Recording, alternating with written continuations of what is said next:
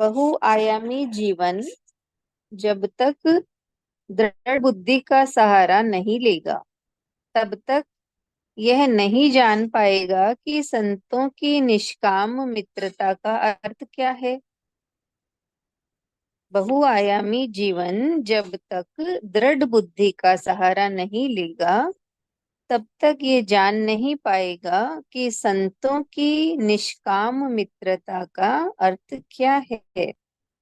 संत अच्छे मित्र कहे जाते हैं क्योंकि उनका सानिध्य कई तरह से कई तरह के सांसारिक क्लेशों से बचाकर सत्य से जुड़ने की अभिलाषा जगाता है। जीव यात्रा अपने में अद्भुत है। कदम कदम पर कई लोग मिलते हैं। यदि इस यात्रा में सच्चे साधु संत मिल जाते हैं तो जीवन धन्य हो जाता है। हमें सही जीवन जीने की प्रेरणा मिल जाती है। लेकिन जब तक मन झूठे संसार में रमण करता रहेगा, तब तक संतों से प्रेम उत्पन्न नहीं होगा। यदि हमें अपने जीवन में संतों का संग मिल जाए तो हमारा जीवन धन्य हो जाए, उनका पथ प्रदर्शन हमारे लिए कल्याणकारी बन जाए। यदि किसी संत के रूप में हमें सद्गुरु मिल जाए तो सोने में सुहागा वाली बात चरितार्थ हो जाएगी।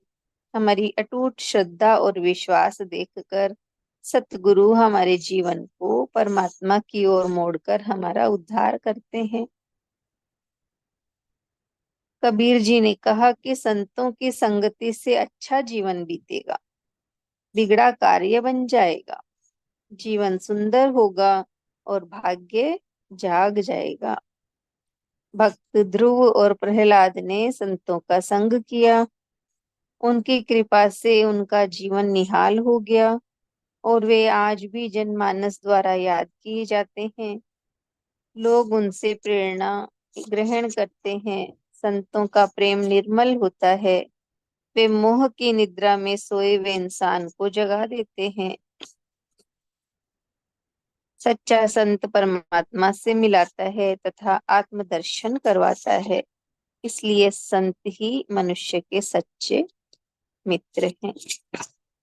ये छोटा सा ही है संतों की संगति। संतों की संगति, संतों सबसे सच्चे मित्र संत को ही कहा है मनुष्य का, क्योंकि संत के संग से ही हमारे बिगड़े काम सुधरते हैं, हमारा सोया हुआ भाग्य जागृत हो जाता है और आत्मदर्शन भी हमें संत ही करवाते हैं। नविता बताएं।